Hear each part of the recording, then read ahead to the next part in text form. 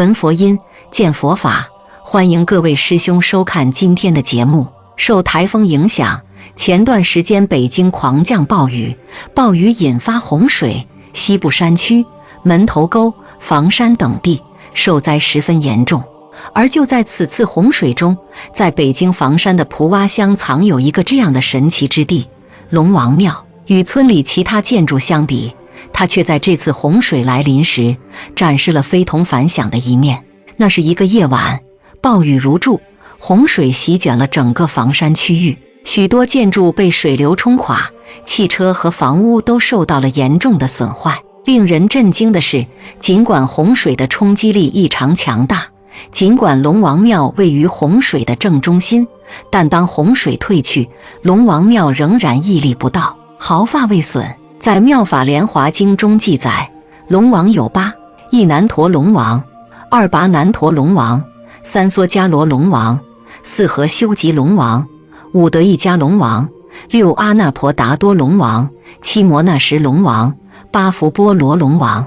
在《华严经》中又有10大龙王：一毗楼博弈龙王，二梭杰罗龙王，三云音秒状龙王，四焰口海光龙王，五普高云状龙王，六得意迦龙王，七无边部龙王，八清净色龙王，九普运大生龙王，十无热闹龙王。这龙王究竟有如何神力，能在洪水中将其他建筑都冲得面目全非，却独有龙王庙能自保？这座龙王庙坐落于一个流水的巨石之上，尽管面积不大，却散发着浓厚的历史氛围。这座庙由清代建立，后在民国年间经过重修，其设计精美，雕梁画栋，尽显古代建筑的魅力。传说中，龙王庙的位置原为一个称为大龙潭的水域，据说有一条龙在其中生活，它一直以来都在为当地村民提供帮助。为了向这条龙表示感谢，村民们在那块巨石上建立了这座庙宇，祈求龙王能够继续保佑他们。在过去的岁月里，当地村民曾多次到龙王庙为缺水的土地祈求雨水。据当地老人回忆，他们会将庙内的龙王像搬到附近的泉水旁，用泉水给其洗浴，之后再抬回庙中。不可思议的是，每次这样做之后，雨水就会如约而至。然而，随着时代的变迁，这样的祈雨仪式在20世纪60年代逐渐消失，龙王庙的信仰也逐渐衰减，它被视为当地的文化遗产，供游客欣赏。但是最近发生的一次灾难，让龙王庙再次成为了众人的焦点。龙王庙在暴风雨中的稳固性，使人们开始重新思考了古老建筑技巧和材料的韧性，并重新审视和学习古人是如何在自然环境中建造持久的结构的。更有些人对科学做了更深远的思考，他们认为有些事情可能超出了我们目前的科学理解范围。即使我们不能完全解释龙王庙为何能够抵御洪水的冲击，我们也应该保持好奇和探索的心态，而不是急于下结论。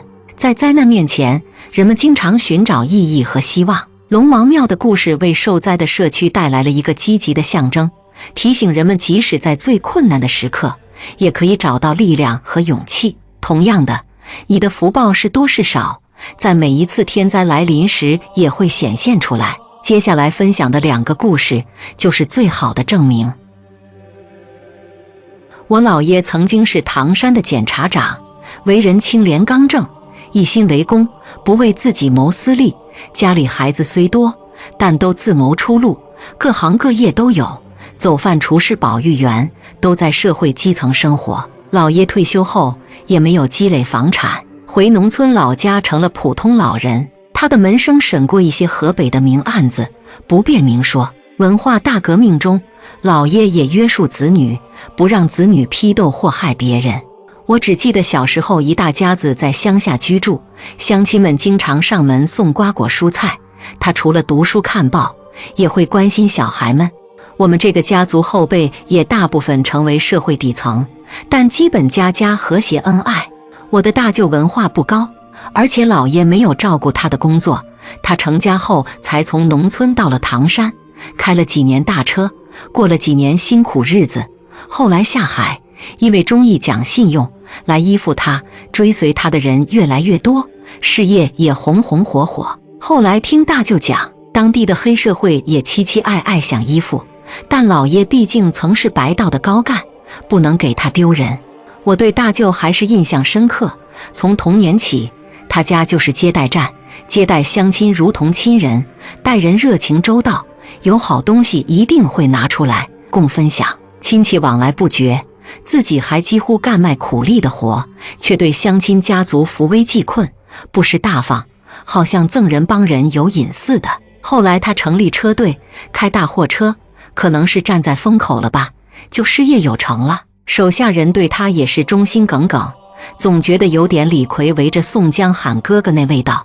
可能大舅乐于不失济困，打动人心吧。一大家子几十口人分散在唐山各地居住，楼房、平房、自建房都有。唐山大地震来临，房倒屋塌，但我们这个大家族秋毫无损，没有受伤的人。不是住的房子质量好，我姨住的楼房塌了，邻居好几家死绝户的。我表哥睡在阳台4楼，直接甩出去，都毫发无损。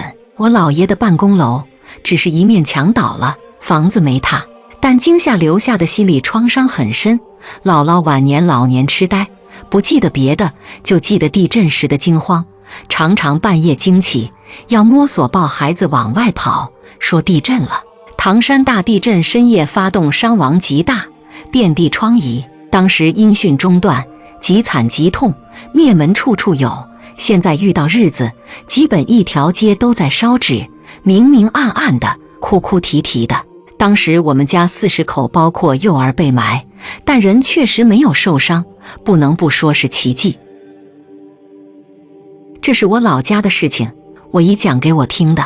我姥爷的村子挨着一条河，还不小呢，可能因为地势低湿，所以虫蚁就比较多。村头的一家，他家的孩子和我姨是同班同学，但是这个人很孤僻，很少和村里别的孩子玩，一点也不随他的父母。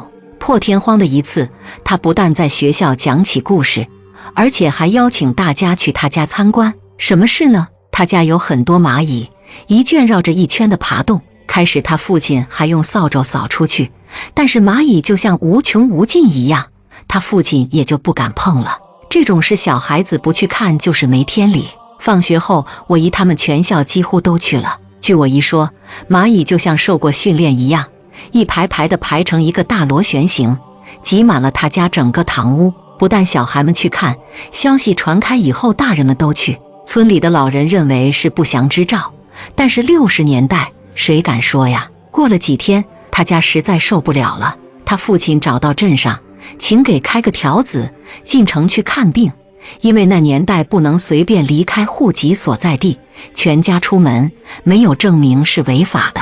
村里的治保主任真不错，帮着他在镇上说了不少好话。条子开下来，他全家连夜走了。村里的孩子们还经常爬过墙头去他家看蚂蚁摆阵。不过1个多月，我们那里就发了大水，水大到什么程度？老村子在发水以后就只得废弃了。发过大水，那家人又回来了，当然是住在政府给开辟的新村里。从那以后，蚂蚁也再没出来摆过阵。